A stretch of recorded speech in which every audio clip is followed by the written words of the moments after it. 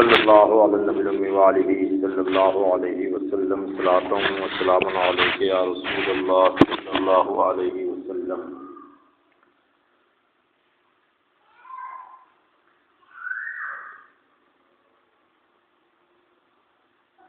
الحمدللہ نحمده ونستعینه ونستغفره ونؤمن به ونتوکل علیہ ونعوذ باللہ من شرور انفسنا ومن سیئات اعمالنا من يهده الله فلا مضل له ومن يضلل فلا هادي له ونشهد ان لا اله الا الله وحده لا شريك له ونشهد ان محمدا عبده ورسوله فاعوذ بالله من الشيطان الرجيم بسم الله الرحمن الرحيم والله لا يهدي القوم الظالمين صدق الله مولانا العظيم وصدق رسوله النبي الكريم ونحن على ذلك لمن الشاهدين والشاكرين والحمد لله رب العالمين۔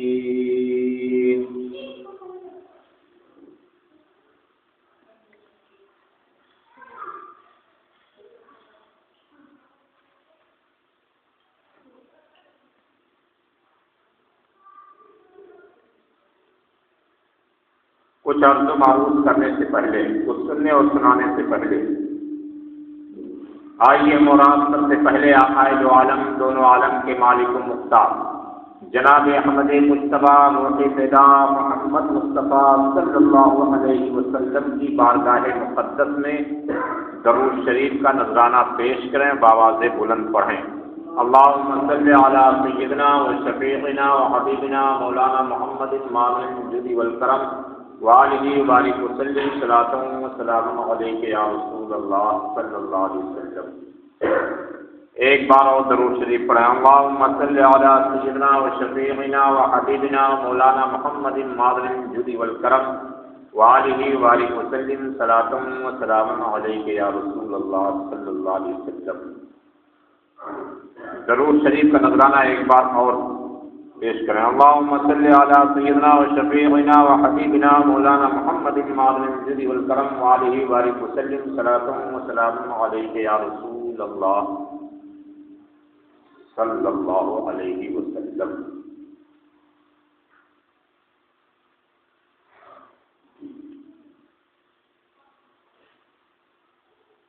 قرآن مقدس کی آیت کریمہ کی تلاوت کا میں نے شرف حاصل کیا۔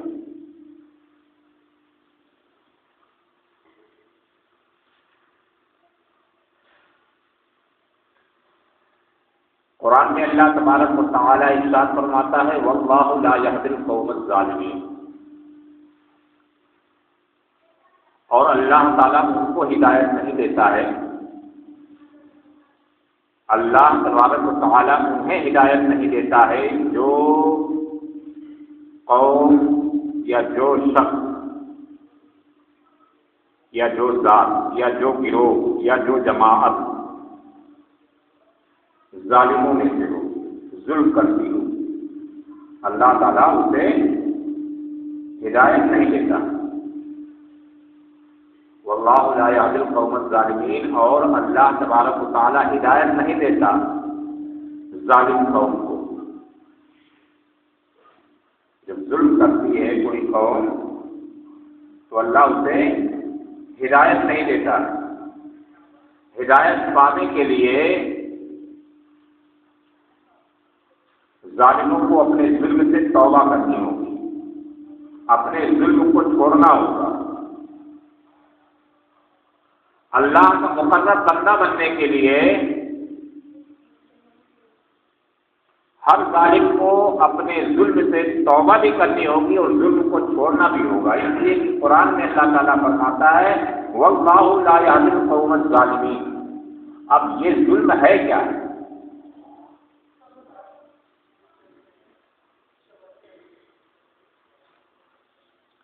ظلم ہم کسی کو ماریں بلا وجہ، یہی ظلم نہیں ہے۔ ہم کسی کو ستائیں تو یہی ظلم نہیں ہے۔ ہم کسی کو گالی دیں یہ بلا وجہ تو یہ ظلم نہیں ہے۔ ظلم تو اپنی جگہ پہ یہ ہے ہی، مگر صرف یہی ظلم نہیں ہے، بلکہ ظلم کی بہت ساری قسمیں ہیں اور جتنی قسمیں ظلم کی ہے وہ سب کی سب ظلم ہے۔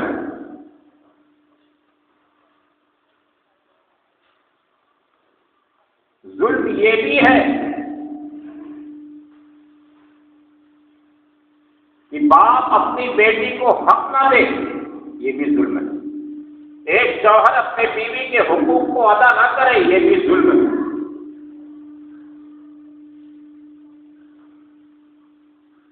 ایک انسان اپنے آپ پر بھی ظلم کرتا ہے، نماز نہ پڑھے کہ وہ اپنے آپ پر ظلم کرتا ہے۔ ایک مالدار زکات ادا نہ کرے، وہ اپنے آپ پر ظلم کرتا ہے۔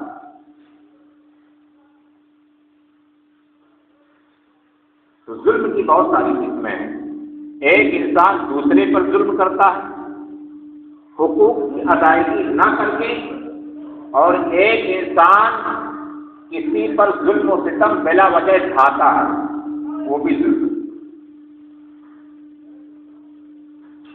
ہم کوئی گناہ کرے وہ بھی ظلم ہے۔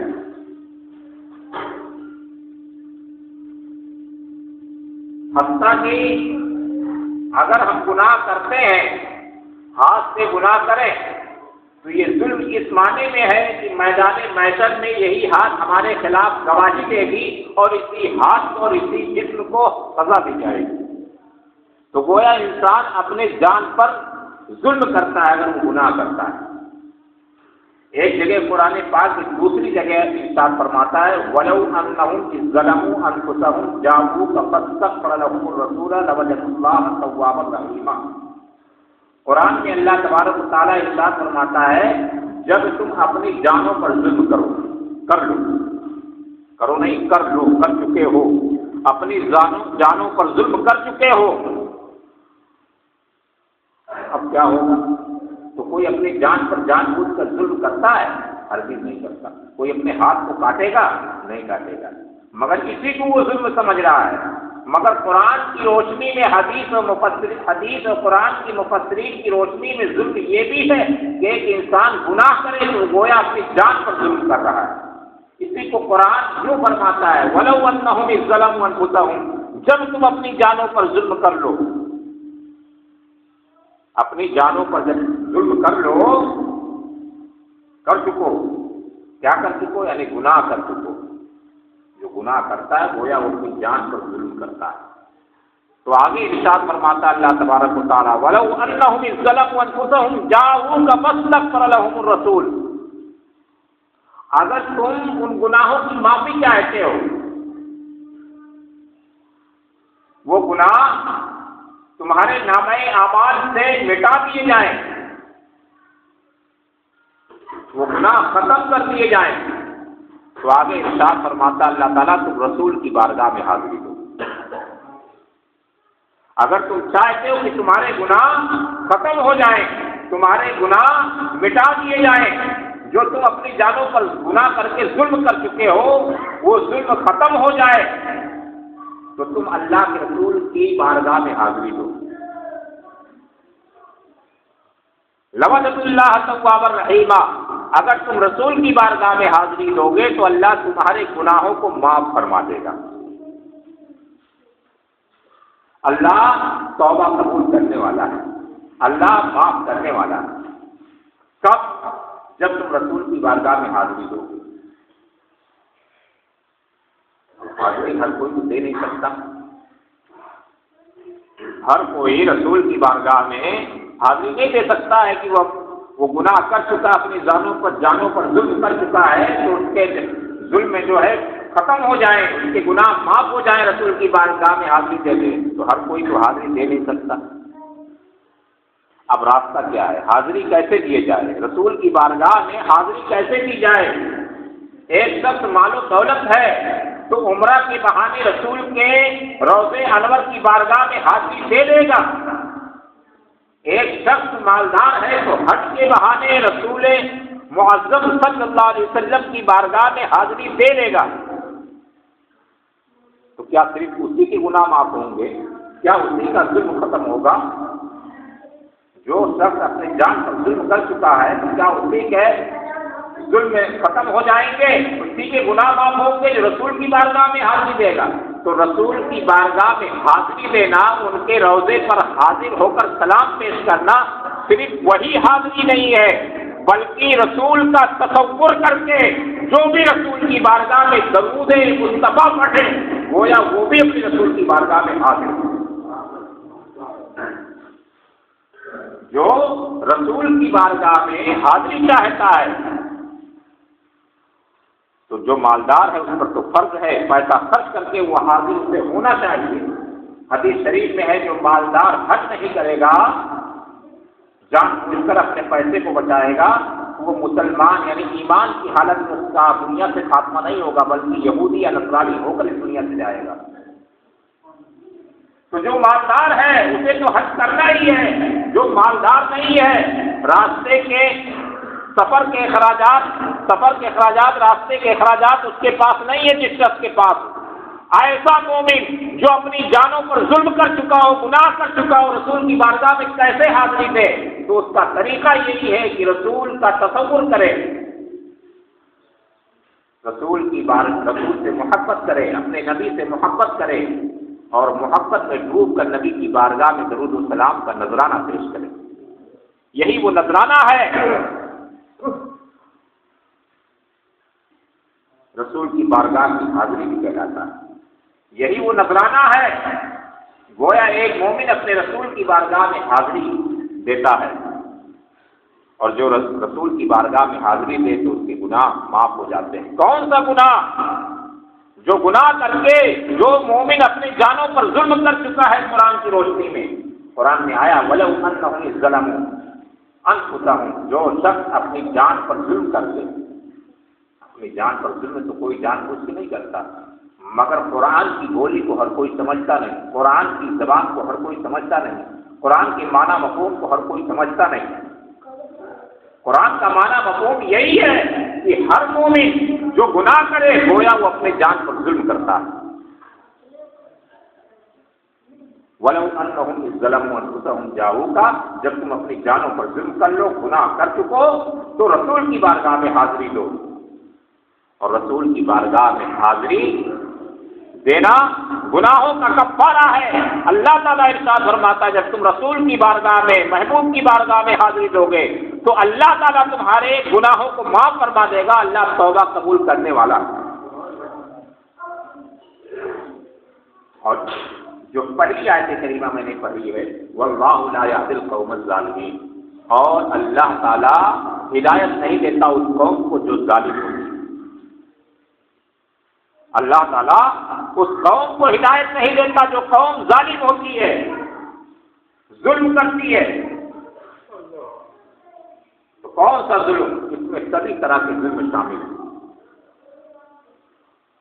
ایک شوہر اپنے بیوی کے حقوق نہ ادا کر کے ظلم کرتا ہے، ایک بھائی اپنے بہن کے حقوق کو ادا نہ کر کے ظلم کرتا بہن پر، ایک باپ اپنی اولاد کے حقوق کو ادا نہ کر کے بیٹوں پر اولادوں پر ظلم کرتا ہے، ایک بیوی اپنے شوہر کے حقوق ادا نہ کر کے اپنے شوہر کے پر ظلم کرتی ہے۔ یہ سب جتنے کے جتنے ہیں حقوق نہ ادا کرنے والے یہ سب ظالم کہلاتے ہیں، اور اس ظالم کے بارے میں قرآن میں ارشاد ہے وَاللَّهُ لَا يَهْدِي الْقَوْمَ الظَّالِمِينَ، اور اللہ ہدایت نہیں دیتا ہے اس قوم کو جو ظالم ہوتی ہے۔ لہذا ہمیں اور آپ کو اپنے ظلم سے توبہ کرنی ہوگی، اپنے ظلم کو چھوڑنا ہوگا۔ بتایا جاتا ہے کہ جو شخص ظلم کر کے اگر کوئی زمین لے لے، دبا لے، قبضہ کر لے، کسی کی ناجائز زمین کو اپنے قبضے میں لے لے ظلم کر کے، تو اللہ تعالیٰ ارشاد فرماتا ہے قیامت کے دن اس کو ساتوں زمین اور ساتوں آسمان کے کا توق اس کے گلے میں پہنایا جائے گا۔ لہذا کسی چیز کا ظلم ہمیں اور آپ کو کرنے کی شریعت میں ممانعت فرمائی گئی ہے۔ کوئی ظلم نہیں ہونا چاہیے، کسی طرح کا بھی کوئی ظلم کوئی بھی انسان نہ کرے۔ جب ظلم کرے گا تو ظالموں کو اللہ تعالیٰ بخشتا نہیں ہے، اسے دنیا میں ہی سزا دیتا ہے۔ شمعون نامی ایک شخص تھا،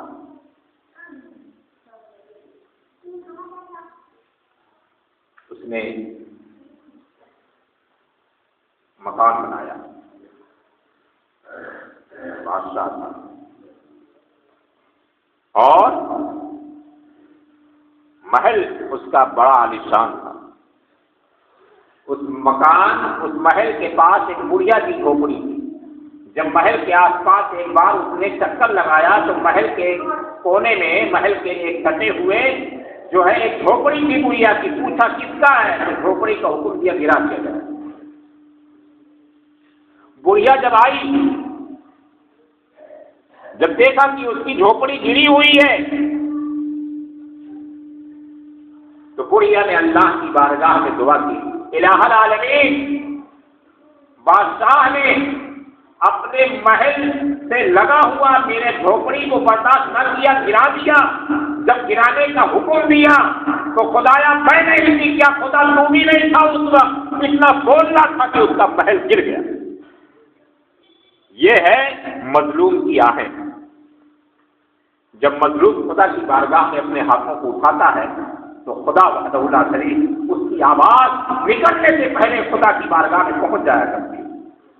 اسی لیے خدا نے قرآن میں اور دیگر حدیثوں کی متعدد کتابوں میں اور بہت ساری متواتر حدیثوں میں یہ آیا ہے کسی پر ظلم نہ ڈھایا جائے، نہ خود پر ظلم ڈھایا جائے گناہ کر کے، اور نہ ہی دوسروں پر ظلم ڈھایا جائے، اور نہ ہی حقوق نہ ادا کر کے ظلم ڈھایا جائے، یعنی ظلم ڈھانے سے منع فرمایا گیا ہے، ظلم نہ کیا جائے۔ ظلم کرنے والا اسی دنیا میں اس کا سزا اسے مل جاتی ہے، اور مظلوم جب اللہ کی بارگاہ میں جس پر ظلم کیا جاتا ہے وہ مظلوم کہلاتا ہے۔ مظلوم کی جب آہ نکلتی ہے، مظلوم جب خدا کی بارگاہ میں اپنی عرضی پیش کر دیتا ہے تو ظالم کو فوراً کی سزا مل جاتی ہے۔ لہذا جگہ جگہ ظلم کرنے سے اور ظالم بننے سے روکا گیا ہے۔ اور کتنی بڑی نحوست ہے ظالم کی کہ اللہ تعالیٰ ارشاد فرماتا ہے وَاللَّهُ لَا يَهْدِي الْقَوْمَ الظَّالِمِينَ، وہ قوم ہدایت نہیں پاتی ہے جو اپنے ظلم سے توبہ نہیں کرتی ہے، اپنے ظلم سے لوگوں کو روکتی نہیں ہے۔ بچھا دو۔ دیکھیے یہ جو مصلے آتے ہیں، ہم تلاش میں ہیں، ہم ایسے مصلوں پہ نماز نہیں پڑھتے ہیں جس پر کعبہ معظمہ بنا ہو، مدینہ منورہ ہو، ایسے پہ نہیں پڑھتے ہیں۔ کئی بار مؤذن صاحب بھی اس سے بچھا دیتے ہیں تو ہم اس کو ہٹا دیتے ہیں۔ سادہ ہونا چاہیے جس سے کہ کعبے کی بے حرمتی نہ ہو، مدینہ طیبہ کی بے حرمتی نہ ہو، سادے رکھنے چاہیے۔ یہ آپ کو مسئلہ بتا دیا، اب عمل کرنا نہ کرنا آپ کی مرضی میں ہے۔ کچھ لوگ تو یہ بھی کہیں گے لو کعبہ سے بھی مولانا کو چڑ ہے، مدینے سے بھی چڑ ہے۔ نہیں، مصلحت یہ ہے کہ بے حرمتی نہ ہو، پیر بھی جاتے، گھٹنے بھی جاتے، آدمی پیچھے کا حصہ بھی رکھ کے بیٹھ جاتا ہے، بے حرمتی ہوتی ہے، اسے ممانعت فرمائی گئی کتابوں میں۔ لہذا سادہ ہونا چاہیے۔ ہم تو رشتہ داروں میں بھی، دوست احباب میں بھی، ہم کبھی بھی جو ہے جب جہیز دیتے ہیں تو قرآن اور جا نماز دیتے ہیں، اور جب جا نماز دیتے ہیں تو ہم سادہ دیتے ہیں، وہ بھی خوبصورت ہوتا ہے، وہ بھی مہنگے ہوتے ہیں، اچھے سے اچھا سادے میں آتا ہے، بہترین آتا ہے، خوبصورت لگتا ہے، بس صرف۔ اور ظاہر سی بات ہے ان کے جو نقشے ہوتے ہیں وہ کعبہ ہی کے ہوتے ہیں، مدینے کے ہوتے ہیں، بیت المقدس کے ہوتے ہیں۔ لہذا جو ہے بے حرمتی نہ ہونے پائے، اور اس سے ہم کو اور آپ کو بچنا چاہیے۔ ہم تو تلاش میں بھی ہیں، اور مل جائے تو ہم آج ہی بچھا دیں، کوئی ہم کو لا کے دے دے اگر، ہم تو یہ سب نکال دیں، بہت سارے نکال دیے، ہم رکھ دیے۔ اللہ تعالیٰ ہر مسلمان کو کعبہ کی عظمت پر اور مدینہ کی شعاعوں پر اور مدینہ کے گنبدوں پر اس کی حفاظت پر جان دینے کی اور مر مٹنے کی اللہ تعالیٰ ہر مسلمان کو توفیق عطا فرمائے۔ جب تمہیں اتنا ہی نہیں خیال ہے کہ اس کی عزت ہو رہی ہے، کہ اس کی بے ادبی ہو رہی ہے، کہ اس کی عظمت جا رہی ہے تو تمہیں اپنے ایمان کی ہی فکر کہاں؟ لہذا ہر مسلمان کو چاہیے کہ عظمت نہ جائے اور اس کا ادب و احترام نہ جائے، ان تمام چیزوں کی عزت و عظمت کا خیال ہر مسلمان کو رکھنا چاہیے۔ اللہ تعالیٰ ہر مسلمان کو اس کی توفیق و رفیق عطا فرمائے۔ حضور سید عالم نور مجسم صلی اللہ علیہ وسلم نے اس کا حکم نہیں کیا ہے، یہ تو جو ہے زمانے کے لحاظ سے اس چلن میں آ گیا ہے، اس کا حکم نہیں ہے، ایسا شروع سے چلا نہیں آ رہا ہے، بلکہ بزرگان دین نے تو جنگلوں کے ریت پر اور کنکریوں پر اپنے ماتھے کو، اپنے سروں کو جھکایا ہے اللہ کی بارگاہ میں، اور جب اٹھایا ہے تو ان کے زمینوں پر، ان کے ماتھوں پر کنکریوں کے نشان پائے گئے ہیں، اور وہی وہ سجدہ تھا جو اللہ کی بارگاہ میں قبول ہوا کرتا تھا۔ جنگل میں عبادت ہوتی تھی مگر دنیا ان کے سامنے جھک جایا کرتی تھی۔ لہذا سجدے کے لیے یہ خوشنما گنبد والے اور مینار والے اور بیت المقدس اور کعبہ و مدینہ منورہ کے ہجا نماز ضروری نہیں ہے، بلکہ یہ نہ ہو کر کے ہمارے سجدوں میں طرف ہونے چاہیے، سجدوں میں جو ہے ہونی چاہیے۔ ہزاروں سجدے کیے کیا ہوا؟ ارے وہ سجدہ تلاش کرو اپنا جو تمہارے لیے بخشش کی ضمانت بن جائے۔ اللہ تعالیٰ ہر مسلمان کو اس کی توفیق و رفیق عطا فرمائے، تو آپ بھی آئندہ اس پر عمل کرنے کی کوشش کیجیے۔ انشاءاللہ آپ عمل کریں گے، عمل کرنا ہی کامیابی کا، تقریریں سننا اور وعظ و نصیحت سننا ہی نہیں کامیابی ہے، بلکہ وعظ و نصیحت میں کچھ باتیں ایسی ہوں جو آپ کے لیے قابل قبول ہو، اس پر عمل کرنے سے لیے آپ کی بھی نجات کا ذریعہ و ضامن بن سکتا ہے۔ صرف کامیابی سننے پر نہیں ہے بلکہ عمل کیا جائے۔ آج کل بہت سارے لوگ مزاروں پر چادر چڑھائی جاتی ہے، اس پر قرآن پاک کی آیت کریمہ لکھی ہوتی ہے، آپ دیکھیں گے تو آپ کو معلوم چلے گا کہ جتنے بھی آیت کریمہ کی چادروں کی تجارت کرتے ہیں وہ بڑے بڑے ہندو ہیں، بڑے بڑے کافر ہیں، جو اس کی عزت نہیں کرتے، عظمت نہیں کرتے، اس پر بیٹھتے ہیں، اس پر چلتے ہیں۔ لہذا آج بھی اعلیٰ حضرت کی بارگاہ میں سادے جو چادر ہوتے ہیں وہی چڑھائے جاتے ہیں، ہرے چادر عقیدت میں تمہیں چڑھانا ہی ہے تو سادے ہوں، تاکہ آیت کریمہ کی بے حرمتی نہ ہو۔ جب تم چڑھاؤ گے، خریدو گے تو وہ تو رکھیں گے، مارکیٹ میں آئے گا ہی۔ لہذا ہمیں ان قرآن پاک کی آیتوں کا احترام کرنا چاہیے۔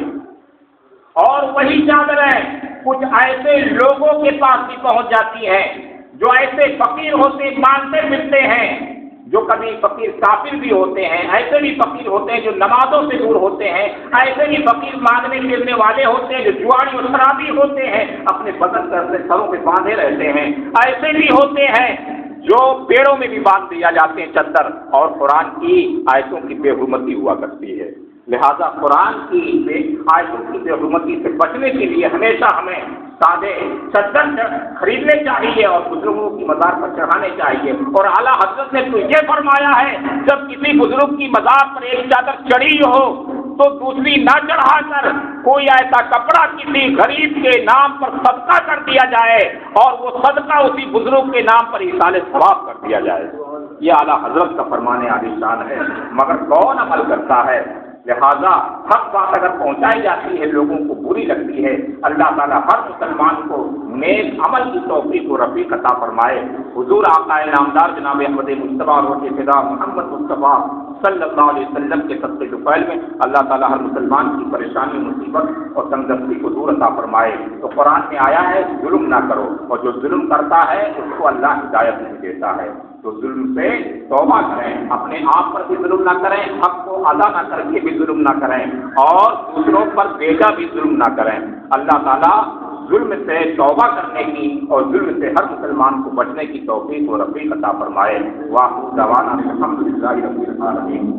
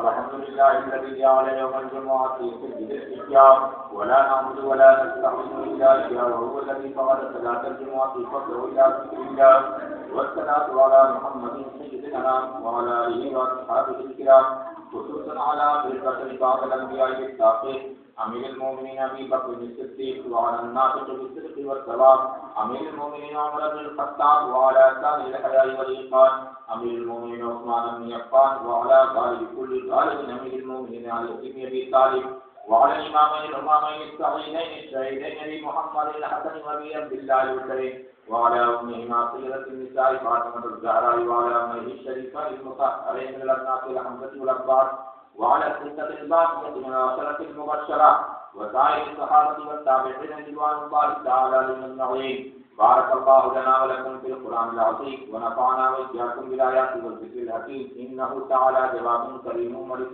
رؤوف رحيم.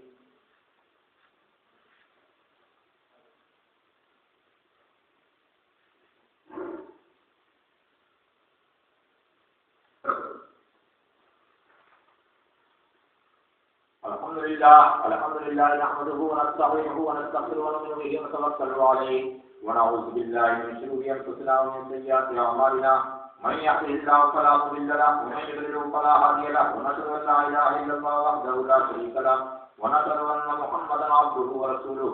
ان الله وملائكته يصلون على النبي يا ايها الذين امنوا صلوا عليه وسلموا تسليما. اللهم صل على محمد بعدد من صلى وسلم.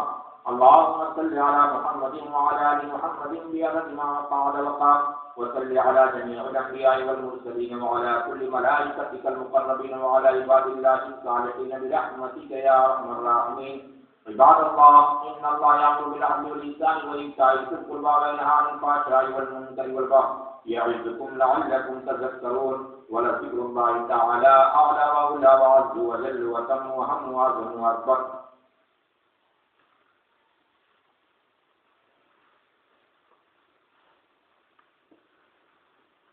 اللہ اکبر اللہ اکبر اللہ اکبر اللہ اکبر اشہد ان لا الہ الا اللہ اشہد ان لا الہ الا اللہ اشہد ان محمد رسول اللہ اشہد ان محمد رسول اللہ. حی علی الصلاۃ حی علی الصلاۃ حی علی الفلاح حی علی الفلاح. قد قامت الصلاۃ قد